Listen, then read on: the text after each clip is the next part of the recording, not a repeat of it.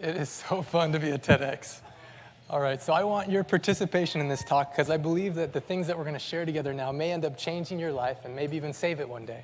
So first, how many of you have ever noticed that you only really start to value things in your life when you're faced with them being gone? There's a funny quote that says most of us use our lives spending money we don't have to buy things we don't need to impress people we don't even like. So what is wisdom? One definition, as a university researcher and current CEO of an organization called Wisdom of the World, I've seen a lot of definitions of wisdom. One that I really like is this.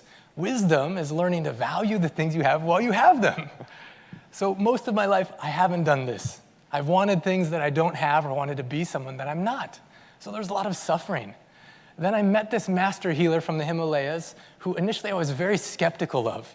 But he introduced me to an ancient science that totally transformed my capacity to value my life and the things in it.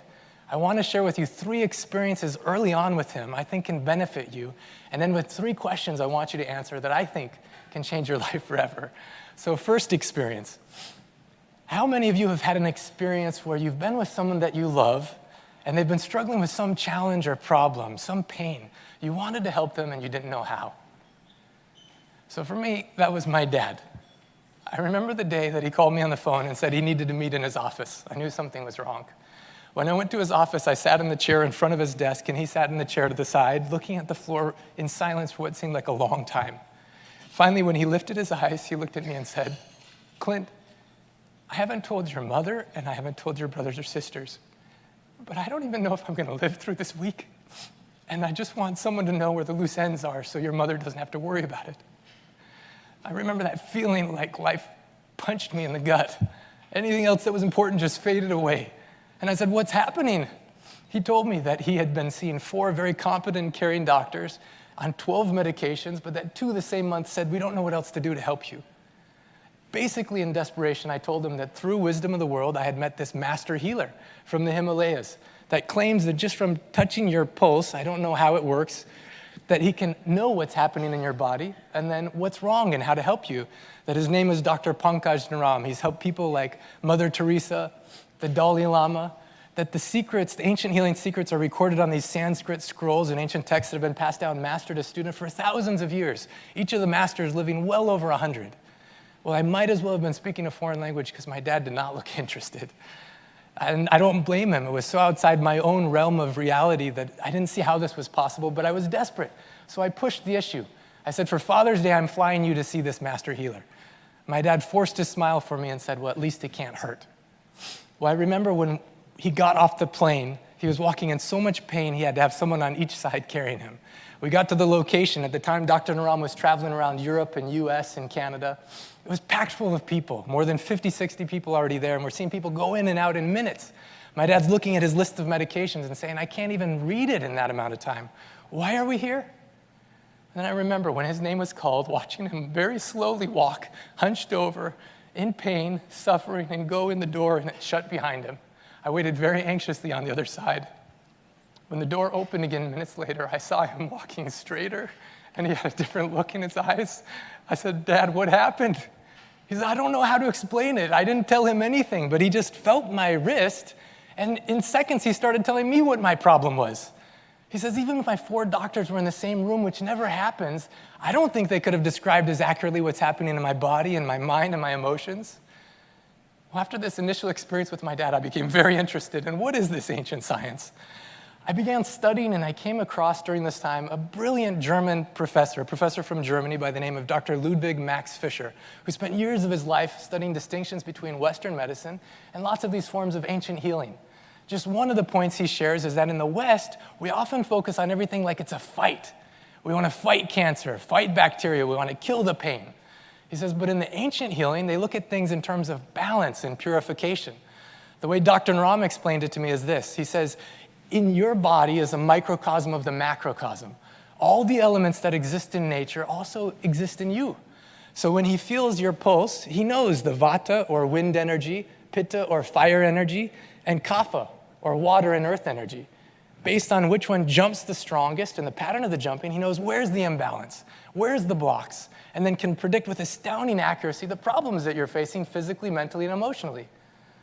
Well, Then they have 6 instruments, basically, in this ancient science, how to help you remove the blocks and rebalance your system. One of them is just knowing what to eat and what not to eat. Second is because it's deep healing, it's not superficial pushing down symptoms. Sometimes it requires discipline and patience and a lifestyle change. Third is home remedies from your own kitchen or herbs from the earth. Panchakarma or Astakarma, if you haven't heard of it, look it up on Google. Then Marma, understanding what are the subtle energy points in the body that when you press them, remove blocks and help rebalance the system. Well, my dad disciplined himself, changed his diet, took herbs we never heard of before. 6 months later, we were sitting in the same chairs. He told me now he had a very big problem. I said, what this time? He says, I don't know what to do with all these medications. In 6 months, he'd gone from 12 medications to 1.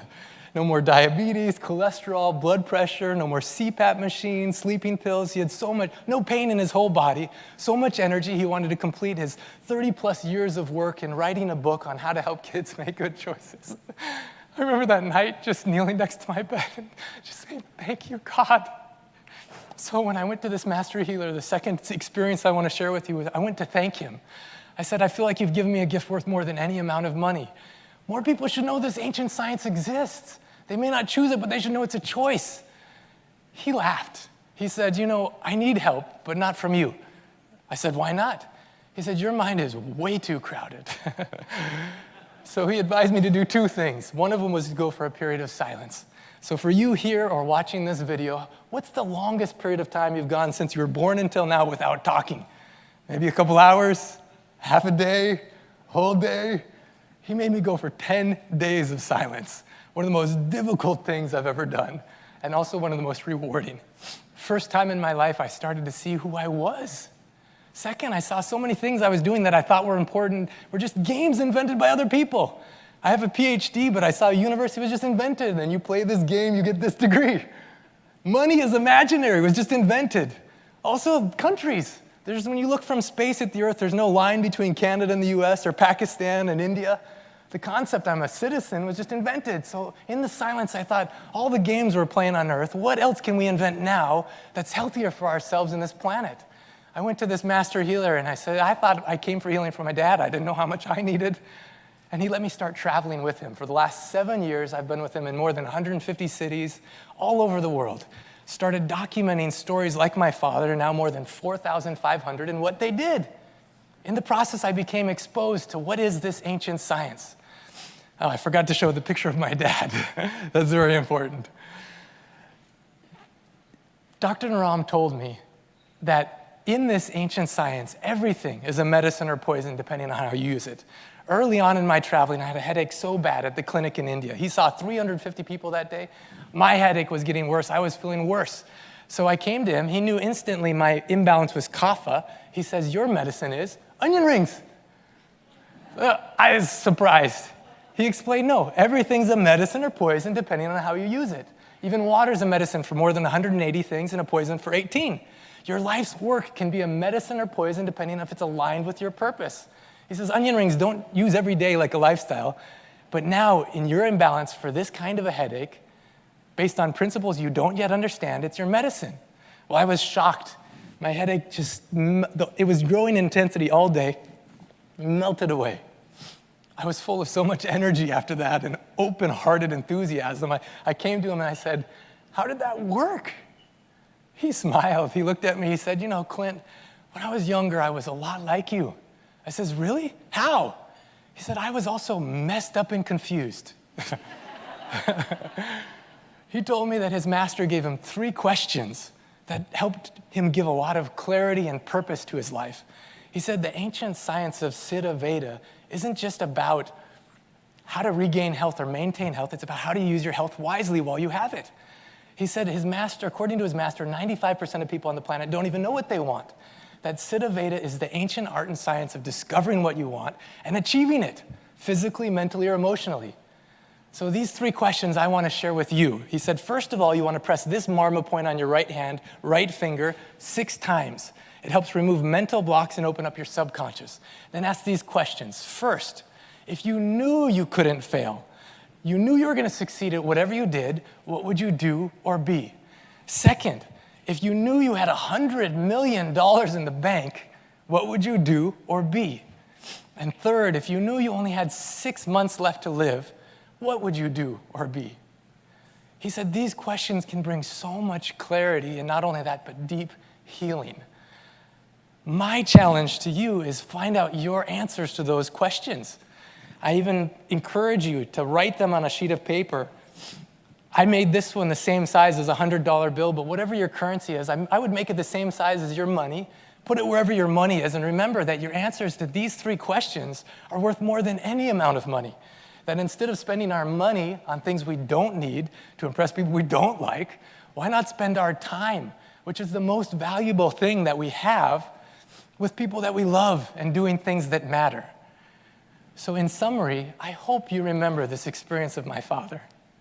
I hope you remember this definition of wisdom, to value the things that you have while you have them. I hope you spend more time in silence asking, who are you? Why are you even doing what you're doing? And third, perhaps the most important thing that you can do for yourself and those that you love is ask these 3 questions. Share them with others. Give them that gift of asking these questions too. If the answers don't come right away, press that marma point. It helps remove blocks and open your subconscious. Ask the questions until you find those answers. Write them down. Review them every day. And I believe that as more of us do this, we can, like Dr. Naram in this ancient science, see seemingly impossible things become possible. That your life can be filled with true wisdom. And that together we can help create this world to be a healthier and happier place. Namaste.